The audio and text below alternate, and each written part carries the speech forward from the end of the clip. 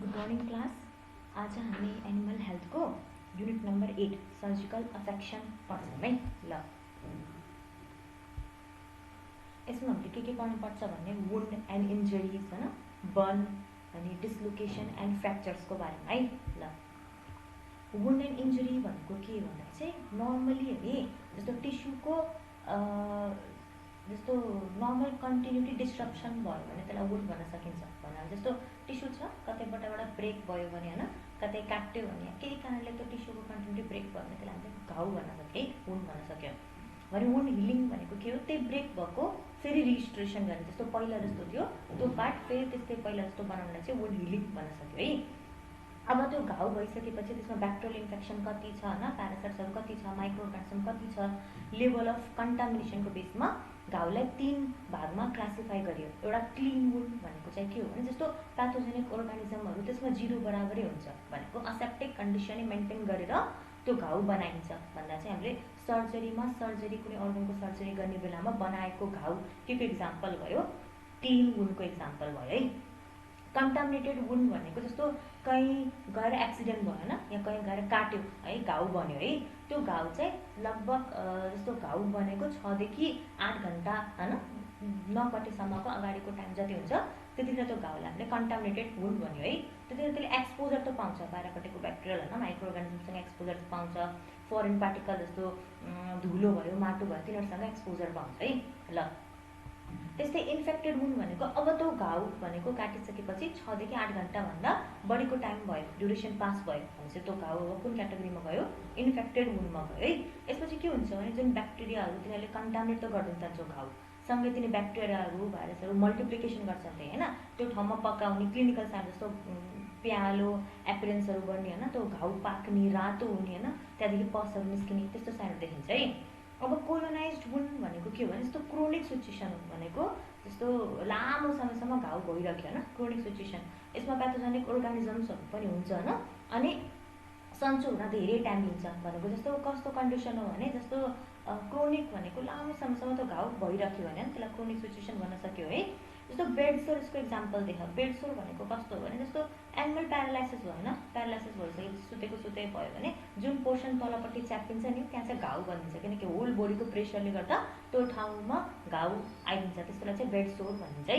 ल अब घाउलाई ट्रिटमेन्ट गर्दाखेरि हैन बेसिक प्रिन्सिपलहरू के छ भन्दा चाहिँ सबभन्दा पहिला असेप्टिक कन्डिसन मेन्टेन गर्ने। असेप्टिक कन्डिसन भनेको जस्तो प्याथोजेनिक अर्गानिजमहरू नहोस् हैन, फोरो नहोस् हैन, फरेन पार्टिकल्सहरूको कन्टामिनेसन नहोस् हैन, त्यसलाई चाहिँ मेन्टेन गर्नु, असेप्टिक कन्डिसन मेन्टेन गर्नु, सफा सुग्घर मेन्टेन गर्नुलाई चाहिँ पहिलो मान्यो है। सेकेन्ड भनेको जस्तो घाउहरू हैन अब हिलिङ हुने बेलामा डिब्राइडमेन्टहरू हैन ट्रिमिङ गर्नु पर्यो, जस्तो माम्रीहरू जम्मा हुन्छ हैन, त्यहाँ चाहिँ पात्रेहरू जम्मा हुन्छ हैन, अनि मरेको टिस्युहरू वरिपरि हुन्छ, त्यसलाई चाहिँ काटेर फाल्न पर्यो के फ्रेस वुन्ड बनाउनु पर्यो। फ्रेस वुन्ड भइसकेपछि मात्र त्यो हिल हुन्छ है। त्यसपछि अब त्यही टिस्युहरूलाई हैन अनि त्यहाँ भएको फ्लुइडहरू कन्टिन्युस फ्लुइडहरूलाई फाल्नको लागि चाहिँ इरिगेसन गर्नुपर्छ भन्नाले जस्तो वुन्डलाई चाहिँ मजाले धुने के त्यो टिस्यु नेक्रोस्ट भएको टिस्युहरू हटाउन, त्यहाँ डेब्रिजहरू भनेको जस्तो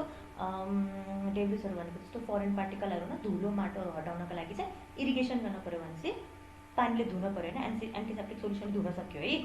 ल अब त्यो घाउलाई मजाले ह्यान्डल गर्न पर्यो के, त्यो टिस्युलाई चाहिँ मजाले ह्यान्डल गर्न पर्यो भने सर्जरी गर्ने बेलामा इन्स्ट्रुमेन्टहरूले यता समात्यो त्यता समात्यो च्यात्तिन सक्छ नि, मसल समात्यो सबकट टिस्यु समात्यो हैन, स्किन समात्यो, तिनीहरू च्यात्तिन सक्छ भनिसकेपछि त्यसलाई जेन्टल ह्यान्डलिङ गर्ने टिस्युलाई हैन। अनि केयरफुल हेमोस्ट्यासिस भनेको ब्लड जस्तो ब्लड भेसल्सहरू रप्चर भएर त्यहाँ ब्लिडिङ हुनसक्छ भनिसकेपछि हेमोस्ट्यासिस गर्नु पर्यो, ब्लिडिङ रोक्नु पर्यो है, केयरफुल्ली ब्लिडिङ रोक्नु पर्यो। अनि लेयर बाई लेयर क्लोजर गर्न पर्यो भनेको जस्तो पहिला सुरु जस्तो तलपट्टिको मसल्स लेयर छ नि, मसल्सलाई मसल्ससँग जोडेर क्लोज गर्न पर्यो, त्यसपछि सबकट टिस्युसँग जोडेर क्लोज गर्न पर्यो, अनि छालालाई छालासँग जोडेर क्लोज गर्न पर्यो भनेपछि लेयर बाई लेयर क्लोजिङ गर्न पर्यो है। एउटा लेयर र अर्को लेयर जोइन गर्नु भएन, टेन्सन नहोस्, टिस्यु टेन्सन नहोस् भनेर है।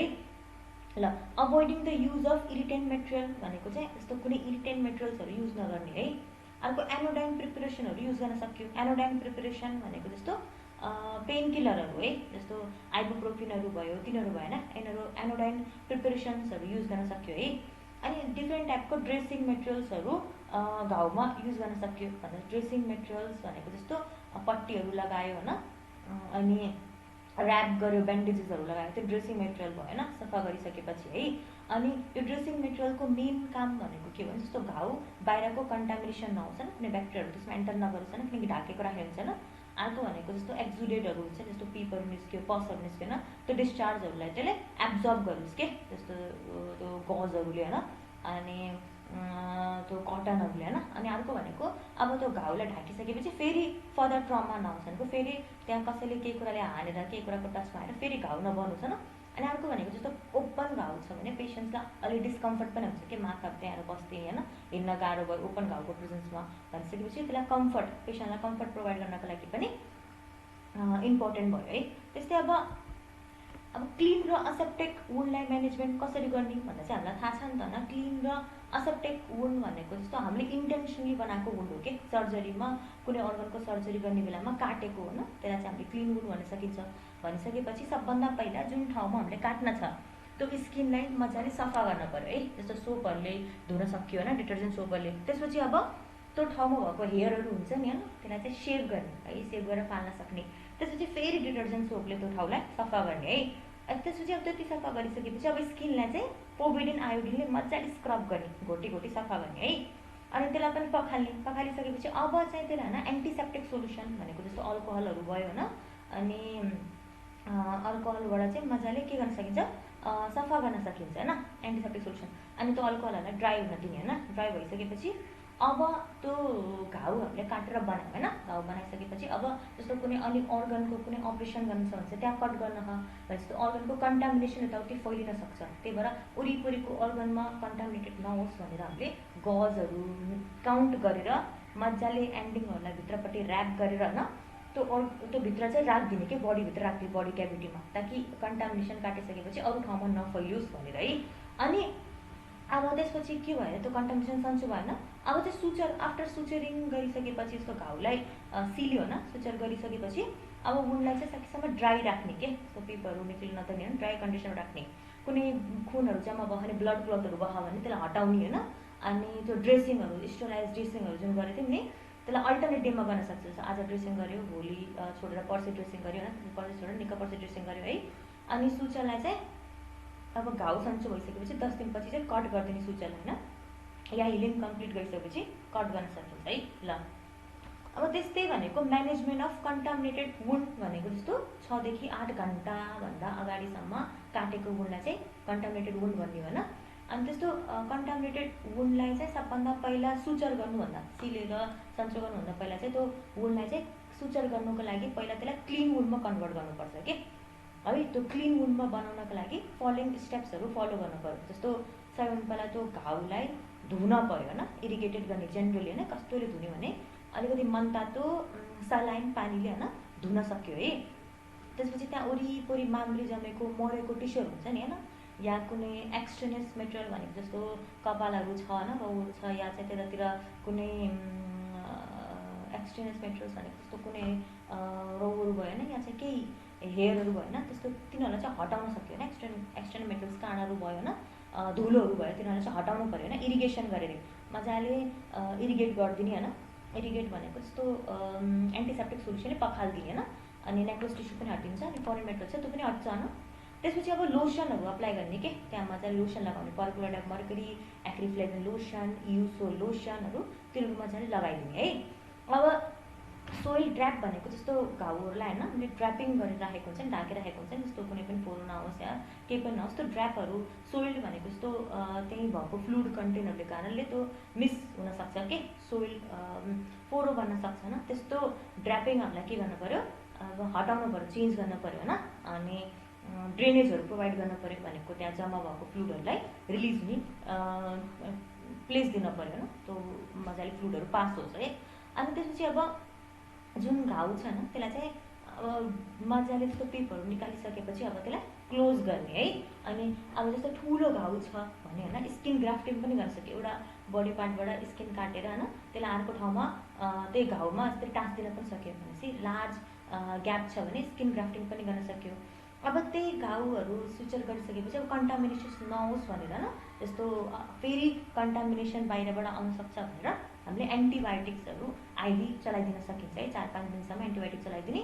अनि त्यस्तै ड्रेसिङ गरिराख्ने होइन। अनि त्यसपछि अलि सन्चो भइसकेपछि बल्ल सुचर काट्ने है। ल अब त्यस्तै म्यानेजमेन्ट अफ इन्फेक्टेड वुन्ड भनेको चाहिँ जस्तो 6 देखि 8 घन्टाभन्दा त्यो काटिसकेपछि धेरै टाइम भयो ओपनै भएको होइन, त्यस्तो केसमा चाहिँ के गर्नुपर्छ, इन्फेक्टेड वुन्डलाई चाहिँ सुचर गर्न हुँदैन, नत्र सुचर गऱ्यो भने ब्याक्टेरियल कन्टामिनेसन त्यही बस्छ होइन। अनि त्यो वुन्डहरू भित्रभित्र पाक्दै पाक्दै एब्सेस फर्मेसन हुनसक्छ के भनिसकेपछि त्यसलाई ओपनै हिल गर्ने होइन, यस्तो सुचर नगर्ने भनेको। जस्तो इन्फेक्टेड जुन एरिया छ त्यसलाई मजाले सलाइनले धुने होइन, लोसनले धुने, पर्कुलोइड मर्कुरी लोसनहरू धुन सकिन्छ, पछि एन्टिमाइक्रोबियल एजेन्टले धुन सकिन्छ होइन। त्यहाँ कुनै पसहरू छ भने त्यसलाई जाने बाटोहरू दिने, एक्जुडेट जाने बाटो दिने होइन, सिरमहरू पास आउट दिन दिने होइन। फेनिस्ट्रेटेड भनेको जस्तो पल भएको रबर ट्युबहरू त्यहाँभित्र छिराएर त्यहाँबाट चाहिँ पसहरू निस्किन दिने होइन। अनि ड्रेनेज मजाले भइसकेपछि अब एन्टिसेप्टिक लोसनहरू, एन्टिबायोटिक ओइन्टमेन्टहरू लगाउन सक्यो होइन। अब त्यो वुन्ड क्याभिटीमाहरू जस्तो के हुनसक्छ भन्दा जस्तो एब्जर्बेन्ट ड्रेसिङ मेटेरियल्सहरू त्यसले कभर गर्न सक्यो भनेर, जस्तो पसहरू सोक्ने मेटेरियल्सहरू युज गर्न सक्यो भने गजले ब्यान्डेजहरू कभर गऱ्यौँ। अनि त्यस्तै ड्रेसिङहरू हरेक दिनमा चेन्ज गर्ने ड्रेसिङ होइन, 5 देखि 7 दिनसम्म ड्रेसिङहरू मजाले चेन्ज गर्ने होइन। अब जस्तो कुनै घाउहरू लामो समयसम्म जस्तो घाउहरू छ भने चाहिँ क्रोनिक घाउ छ होइन, धेरै लामो समयसम्म त्यो घाउ रह भने त्यो केसमा माम्ब्रिजामे सन्चै भएन भने त्यसलाई फेरि फ्रेस घाउ बनाउनुपर्छ कि। त्यसको लागि चाहिँ हामीले के गर्नुपर्छ भने जस्तो वाम तातो पट्टीहरू बनाएर होइन त्यसलाई सेक्न सकिन्छ, तातोले सेक्ने होइन, ताकि चाहिँ त्यहाँ फेरि फ्रेस घाउ बनोस् होइन, त्यहाँदेखि ड्रेनेज आओस् होइन, अनि ब्लड फ्लोहरू छिटो होस्, अनि त्यसरी छिटो हिल हुन्छ भने। त्यस्तै केसमा जस्तो अलरेडी नै भर्खर घाउ छ, दुखिरह भने त्यस्तो केसमा कोल्ड एप्लिकेसन लगाउने कि, ताकि दुखाइ कम होस् होइन, अनि त्यो ठाउँमा ब्लड फ्लो कम होस् होइन, अनि पेन कम होस्, भासो कन्स्ट्रिक्सन पनि के होस् होइन, अनि ब्याक्टेरियल ग्रोथ घटोस् होइन। त्यो भयो एक्युट केसमा कोल्ड एप्लिकेसन युज गर्ने, क्रोनिक केसमा अनि वार्म वेट प्याक्सहरू युज गर्ने है। ल अब यहाँ डिफ्रेन्स बिट्विन सिस्ट र एब्सेसमा के फरक छ त भन्दा चाहिँ सिस्ट भनेको एउटा बेनाइन मासो भन्नाले होइन, एउटा मासो भन्नाले एउटा टिस्युको मासो होइन, त्यो पनि बेनाइन भनेको चाहिँ नसर्ने के, एउटा ठाउँमा भइसकेपछि अर्को ठाउँमा नसर्ने भनेपछि त्यति नसरुवा है, त्यसलाई बेनाइन भनिन्छ। केले भरिएको मासो भने त्यसको भित्र चाहिँ फ्लुइड छ होइन, सेमी फ्लुइड्सहरू छ भने। एब्सेस भनेको पनि एउटा मासो, टिस्युकै मासो, तर यसमा चाहिँ फ्लुइड कमन फ्लुइड नभरेर के भरिएको छ भने यसमा पस जम्मा भयो है, पिप जम्मा भयो है।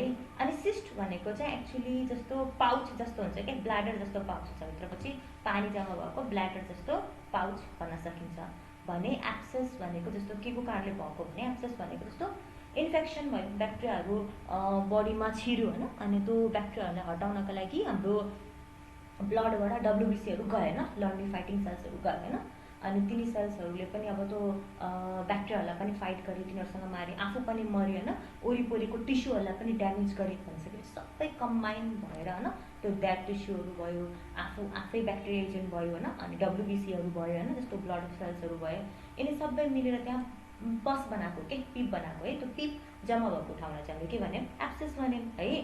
अब जुन सिस्ट छ त्यो भनेको त्यस्तो हार्मफुल हुँदैन, दुख्दैन पनि, पेन पनि कमै हुन्छ होइन, तर भर पनि पर्छ। पेन भनेको जस्तो कुन ठाउँमा छ है, कुनै हिँडिराख्ने जस्तो ठाउँहरूमा छ भने होइन, जस्तो हलचल बढी ठाउँमा छ भने टच हुनसक्छ, गाह्रो हुनसक्छ हिँडाइमा, त्यो चाहिँ भयो है। तर एब्सेस भनेको फेरि पेनफुल हुन्छ, दुख्छ है, एब्सेस भनेको पेन हुन्छ।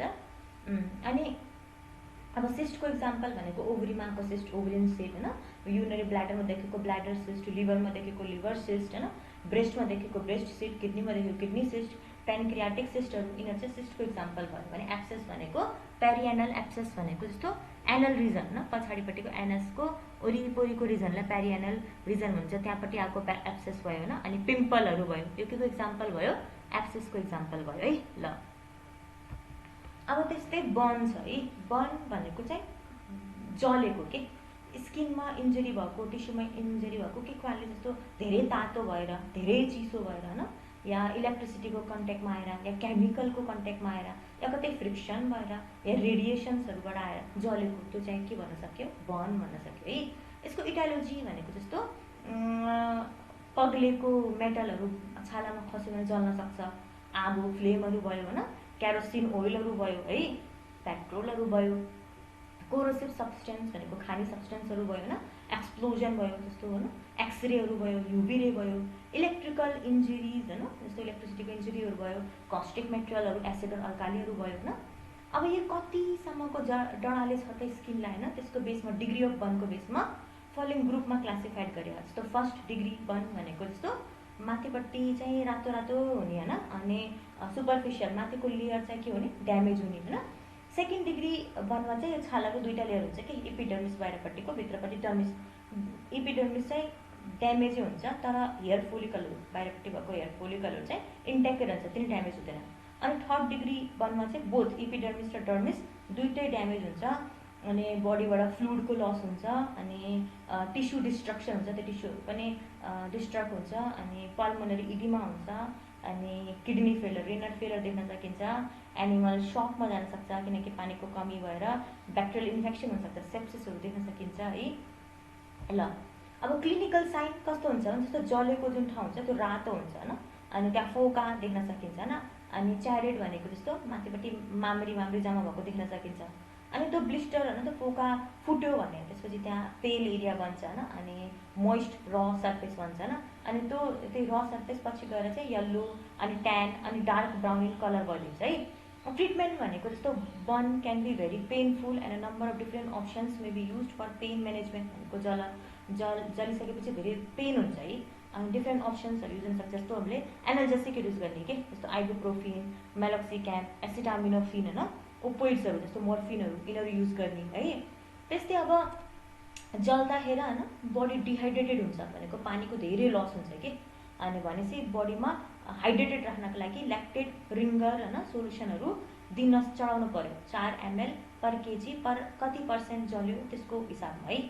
अब सेकेन्ड भनेको जस्तो जलिसकेपछि त्यहाँ मेन चान्सेस भनेको बाहिरपट्टिको ब्याक्टेरिया आएर कन्टामिनेसन गर्न सक्छ भनिसकेपछि हाम्रो मेन अब्जेक्टिभ भनेको सेप्सिस नहोस्, कन्टामिनेसन नहोस् भनेर हामीले एन्टिबायोटिक्सहरू चलाउनु पर्यो है।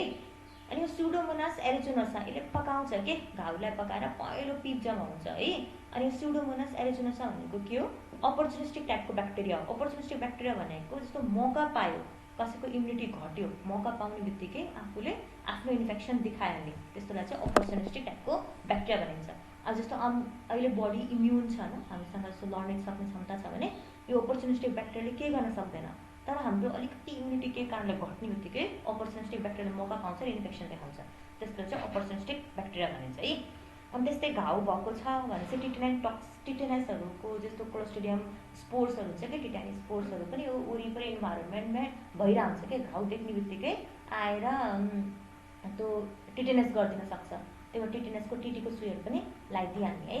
ल अब जसलाई बर्न र स्कार्ट भन्ने दुईवटा टर्म देखा कि, बर्न भनेको जस्तो कस्तो कन्डिसनमा जस्तो छालाको ड्यामेजहरू भयो जल्यो होइन, तर त्यो जल्ने भनेको जस्तो ड्राई फायरहरू होइन, हिटहरू, पानी छैन नि त, इलेक्ट्रिसिटी, केमिकल होइन, रेडिएसन, लाइट फ्रिक्सन्सहरू त्यस्तोबाट भने। अब त्यो स्कार्ट भनेको जस्तो पानीले जल्यो भने के, तातो भापले जम्यो भने हट वाटरले होइन, खाना तातो खाना त्यो पनि पानी कन्टेन्ट तातो खाना, कुक फ्लुडहरू होइन, अनि ग्रिजहरू हट ड्रिङ्क्सहरूबाट त्यस्तो भापहरूबाट भेपर्सहरूबाट या तातो पानीहरूबाट जल्यो भने त्यसलाई चाहिँ स्कार्ट भन्न सकिन्छ है। ल अब डिस्लोकेसन र फ्र्याक्चर भन्ने टर्म छ। फ्र्याक्चर भनेको जस्तो के भने हड्डी भाँचिनु, ब्रोकन बोन हुनुलाई फ्र्याक्चर भनिन्छ होइन। अब जस्तो कुनै पनि बोन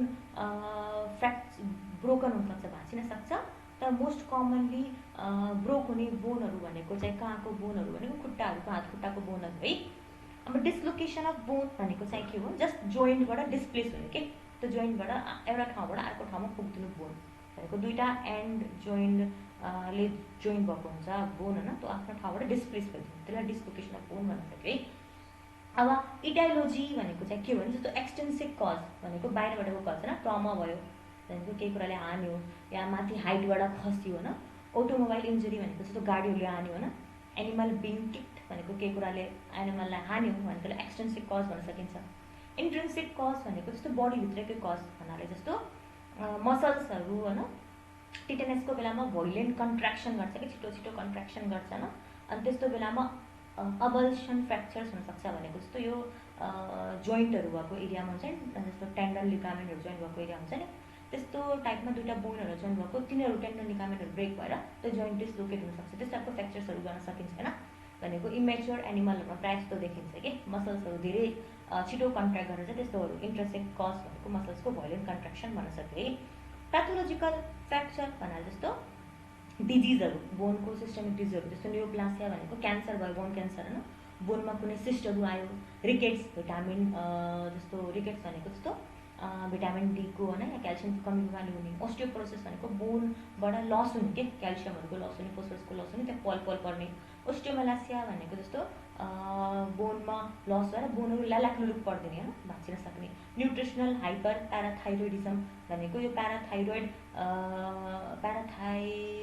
हर्मोन बढी मात्रामा भयो त्यसको कारण चाहिँ क्याल्सियमहरू बोनबाट मुभ गरेर ब्लडमा पुग्यो होइन, अनि ब्लडमा पुगिसकेपछि यस्तो क्याल्सियमको कमी भएर मिनरल्सको कमी भएर बोनहरू विक भयो, ब्रेक हुन सक्यो होइन। त्यसलाई चाहिँ हामीले प्याथोलोजिकल कजभित्र राख्न सकिन्छ है। अनि रिपिटेड स्ट्रेस भनेको एनिमल रिपिटेडली स्ट्रेसमा आयो भने त्यसले चाहिँ अब एनिमललाई थकाएर फ्याटिक फ्र्याक्चर्सहरू कज गर्न सक्छ भन्न सक्यो है। अब कमन टाइपको फ्र्याक्चर्सहरू के छ भने स्टेबल फ्र्याक्चर भनेको जस्तो के भने हड्डी भाँच्यो तर आफ्नो पोजिसन चेन्ज गरेन कि लाइनअपमै छ, जस्तो सिधै छ हड्डी है बोन, त्यस्तोलाई चाहिँ हामीले के भन्न सक्यो आउट अफ प्लेस गएन, स्टेबल फ्र्याक्चर्स एउटा है।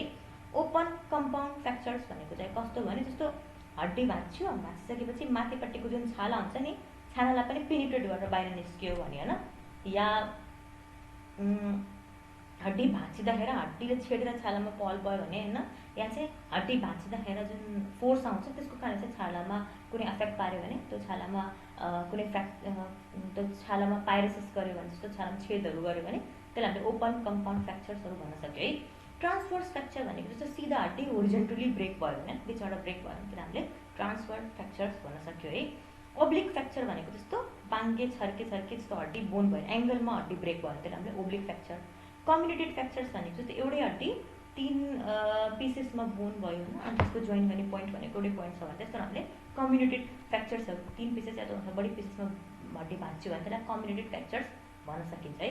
ल अब फ्र्याक्चर्सको सिम्टम्स के हो त भन्दा चाहिँ धेरै जसो हड्डी भाँच्यो भने होइन फ्र्याक्चर्स भयो भने पेन हुन्छ, सबभन्दा मेन साइन भनेको त्यो एरिया पेन हुन्छ, एनिमलले त्यो एरिया हल्लाउन सक्दैन होइन, इन्जर्ड एरियामा मुभ गर्दाखेरि दुखाइ हुन्छ। अरू साइन भनेको त्यो ठाउँ सुन्नेको पनि देख्न सकिन्छ, टेन्डर सफ्ट भएको पनि देख्न सकिन्छ इन्जरीको साइड, ब्रुजिङ भनेको बाहिरपट्टि जस्तो हड्डी त्यहाँ भाँचेर बाहिरपट्टि रातो भएको पनि देख्न सकिन्छ, ब्रुजिङ भएको देख्न सकिन्छ। अनि त्यो एनिमलको त्यो खुट्टै जस्तो आउट अफ प्लेस जस्तो के भन्नाले काम नगर्ने जस्तो देख्न सकिन्छ कि डिफर्म भइदिन्छ है। अनि छालै पन्चर भएको पनि देख्न सकिन्छ बोनले होइन, त्यो पनि देख्न सकिन्छ हामीले है। अब ट्रिटमेन्ट भनेको कास्ट इमोबिलाइजेसन भनेको जस्तो प्लास्टर लगाउने के, अनि फाइबर ग्लास कास्टहरू लगाउन सक्यो होइन कमन टाइपको फ्र्याक्चर ट्रिटमेन्टमा। यो ब्रोकन एउटा के थ्योरी छ भने जस्तो भाँचेको हड्डीहरू छ भने तिनीहरूलाई आफ्नै प्लेसमा राखेको लागि हलचल नगराइकन एउटै प्लेसमा राखिराख्यो भने त्यो छिटो हिल हुन्छ, छिटो सन्चो हुन्छ होइन। भनिसकेपछि त्यसलाई त्यो दुईवटा बोनहरूको ब्रोकन भएकोलाई आफ्नो एउटा ठाउँमा राख्ने अनि कास्ट लगाइदिने के माथिदेखि ट्याक्क नचलोस् भनेर कास्ट लगाइदियो भने त्यसलाई हामीले कास्ट इमोबिलाइजेसन भन्यो। अब त्यसले हलचल गर्दैन अनि हिलिङ हुन्छ है। त्यस्तै फङ्सनल कास्ट अर ब्रेस भनेको चाहिँ के हो भने जस्तोमा यो भनेको प्रायः जस्तो कुनै कुनै हड्डीहरू के हुन्छ नि कम्पलसरी नचलाउँछु भन्दा पनि चल्न पनि अर्गनमा भएको हुन्छ कि, जस्तो ह्युमेरस बोनहरूमा भयो, फिमरमा भयो होइन, खुट्टाको फिमर बोनमा भयो। अब त्यो जति नचलाइकन बस्न त सकिँदैन नि त, थोडा अलिकति हिल्डुल त गर्नुपर्छ भने त्यस्तोमा चाहिँ हामीले फङ्सनल कास्ट लगाउन सकिन्छ भनेको काम पनि गरोस् सँगसँगै त्यस्तो कास्टमा हिलिङ पनि भइरहेकोस् के, त्यसको चाहिँ फङ्सनल कास्ट भन्न सकिन्छ है। ट्र्याक्सन भनेको जस्तो डिस्लोकेसन भयो भने होइन दुईवटा जोइन्टको ठाउँबाट हड्डीहरू आफ्नो प्लेसबाट अर्को प्लेसमा पुग्यो भने होइन त्यसलाई नर्मली आफ्नो प्लेसमा लिएर आउनको लागि जस्तो मजाले तान्यो होइन तन्कायो अनि आफ्नै ठाउँमा आउन सक्छ नि त, त्यसलाई चाहिँ ट्र्याक्सन भनिन्छ है।